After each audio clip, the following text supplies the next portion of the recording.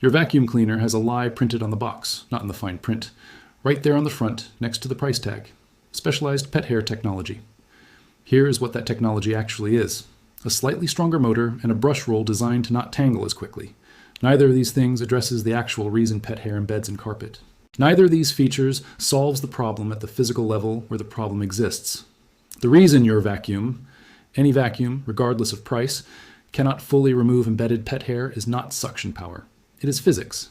Specifically, it is the triboelectric effect. And the $1 tool that defeats it is sitting in your bathroom right now, next to the pumice stone you use on your heels. That pumice stone. The same one.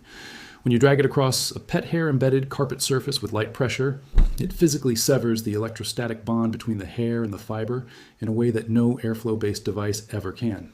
The hair rolls into dense, easily collected clumps in seconds. The surface is clean. The vacuum you spent $500 on could not do in 20 minutes what the pumice stone does in 2. This is $1 miracle. We do not sell subscriptions to the obvious. We dismantle the expensive assumptions that the product industry has spent decades building around problems that physics already solve for free. If that interests you, subscribe and hit the bell. Because today, the pet vacuum industry's flagship product is going to lose a head-to-head comparison with a rock. Let me show you why pet hair behaves the way it does, and why the pumice stone's mechanism is the only one that addresses it correctly. You have probably noticed that pet hair does not behave like other debris on a carpet. Crumbs vacuum up on the first pass. Dust vacuums up on the first pass. Pet hair seems to have a relationship with the carpet that goes beyond simple entanglement. You're right, it does. The relationship is electromagnetic. Pet hair is composed of keratin, the same protein that forms human hair, animal hooves, and bird feathers.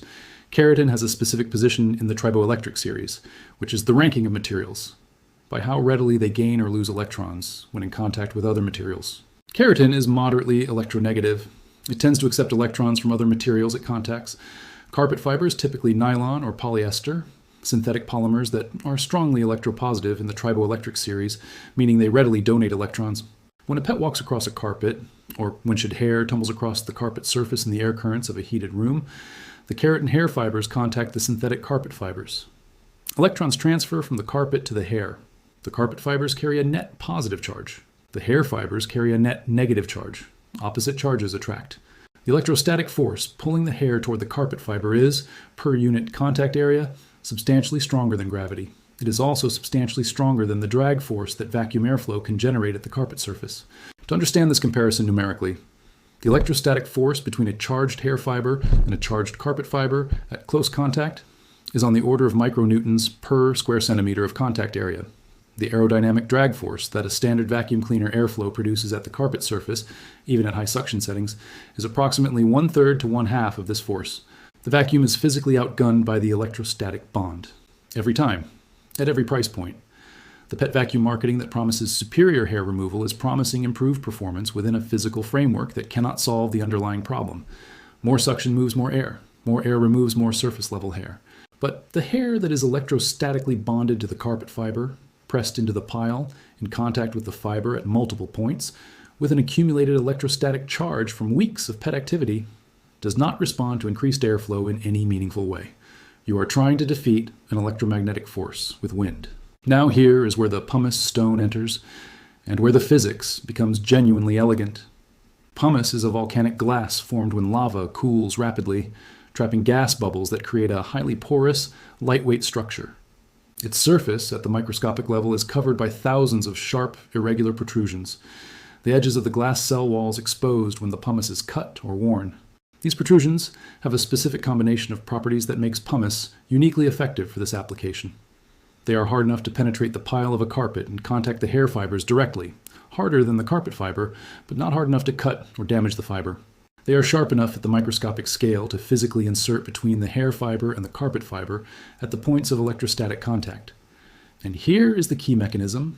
When the pumice protrusion inserts between the hair and the carpet at a contact point, it physically separates the two surfaces. The electrostatic force between two charged objects falls off with the square of the distance between them. This is Coulomb's law. The moment the pumice creates even a microscopic gap between the hair and the carpet at a contact point, the attractive force at that point drops dramatically. The hair is no longer bonded at that point. As the pumice moves across the carpet surface, it systematically inserts between hair and carpet at contact point after contact point. The cumulative effect of hundreds of these separations per square centimeter of pumice contact is the rapid, complete release of the electrostatic bond across the treated area. The hair does not need to be lifted by airflow. It is released from the carpet surface and freed to move. The mechanical motion of the pumice across the carpet then gathers the released hair into rolls and clumps, dense enough to be picked up by hand or collected by a single vacuum pass. The mechanism is entirely mechanical. It does not neutralize the charge. It physically defeats the bond by exploiting Coulomb's inverse square law, separating the charges by inserting between them rather than removing either charge. This is a fundamentally different approach from everything the vacuum industry offers.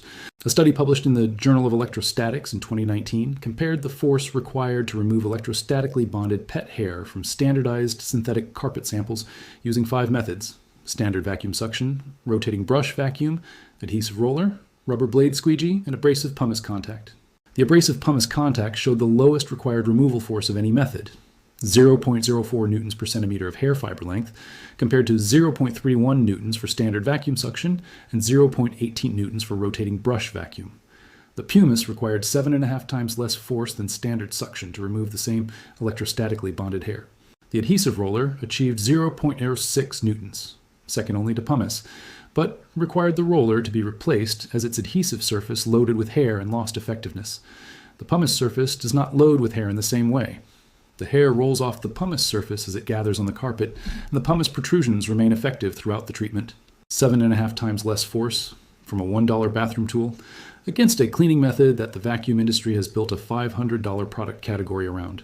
The vacuum industry has understood this physics for decades. The triboelectric effect is not a new discovery. It was described by ancient Greek philosophers who noticed that amber rubbed with wool attracted small objects, and it has been formally characterized in electrochemistry since the 19th century. Every engineer who has worked on carpet cleaning equipment understands that airflow-based systems face a fundamental limitation against electrostatically bonded particles. The response to this understanding has not been to address the electrostatic mechanism. It has been to add more suction, more brush roll speed, and more marketing language about pet-specific technology. Because addressing the electrostatic mechanism with a mechanical tool, a pumice stone, a rubber squeegee, a damp rubber glove, produces a product that costs $1 and requires no electricity. You cannot build a $500 product category around that. The pet vacuum premium exists not because high-end vacuums solve the problem more effectively, but because the consumer has no reference point for what solving the problem actually looks like. If you have never used a pumice stone on a pet hair embedded carpet, you have no baseline for comparison. You accept the partial effectiveness of the vacuum as the complete solution, because you have never seen the complete solution. You are about to. Now let me show you exactly how to use this and where the technique works and where it needs adaptation. One more thing that the vacuum industry has never told you. The electrostatic charge on pet hair and carpet increases over time. A hair fiber that shed onto the carpet this morning carries less charge than a hair fiber that has been embedded in the carpet for 3 weeks.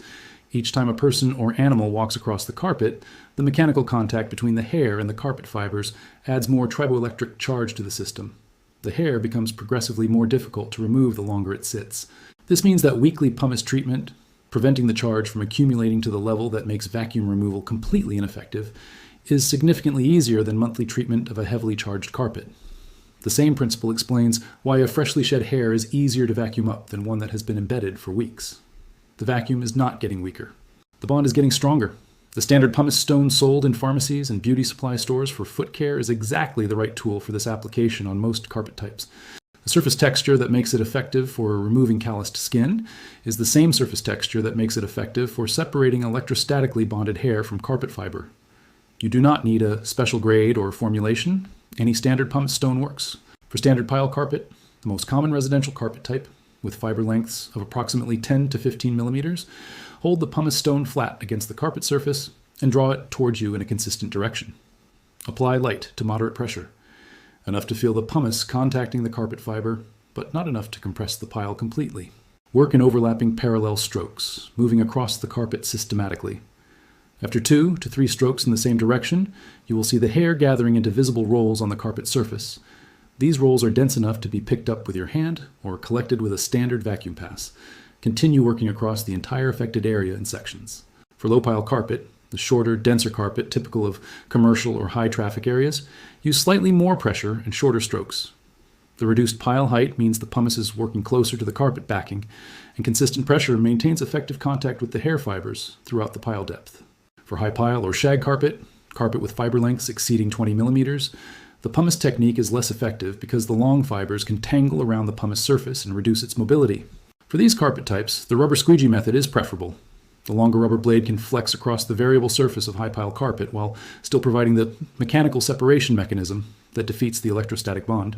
For upholstered furniture, sofas, armchairs, fabric headboards, the pumice technique works on short to medium pile upholstery fabrics. Use lighter pressure than on carpet, as upholstery fabrics are typically less dense and more susceptible to surface abrasion. Test a small hidden area first to confirm that the fabric's surface texture is not altered by the pumice contact.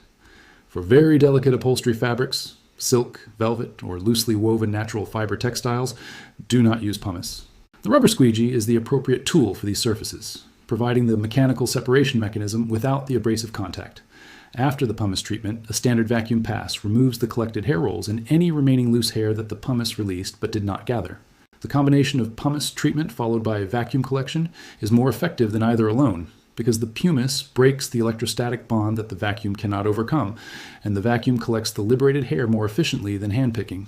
A veterinary clinic in Utrecht, previously documented in our rubber glove video for their switching of cleaning protocols, independently tested the pumice stone method on their examination table upholstery, following a suggestion from a staff member who had used it at home. The pumice treatment reduced the cleaning time per examination table from 6 minutes under the previous vacuum-only protocol to under 90 seconds. The clinic extended the protocol to their waiting room carpet and reported equivalent results. Staff noted that the pumice stones purchased in bulk from a pharmacy supplier cost 40 cents each and showed no significant wear after 6 months of daily use. 40 cents per stone, 6 months of daily use, 90 seconds per surface, against the specialized pet vacuum attachments the clinic had previously purchased for significantly more. Let me leave you with the question that the pet vacuum industry has never wanted you to ask. If more suction was the answer, why does the problem persist after 3 generations of increasingly powerful vacuum motors? The answer is that suction was never the answer. The question was always electrostatic, and the solution was always mechanical. The pumice stone that costs $1 at the pharmacy answers the correct question. The $500 pet vacuum answers a different question, a question about how much air you can move past a carpet surface, and the answer to that question turns out to be irrelevant to the actual mechanism of pet hair attachment. Now you know which one to reach for. If this vault changed how you think about the pet hair your vacuum has never fully removed, subscribe and share this now. Every share keeps $1 Miracle exploring the alternative solutions that often go missing in mainstream cleaning guides. The next vault opens soon, and what is inside has been ignoring the fundamental physics of its own problem for 30 years, while the solution sat in the bathroom aisle for $1.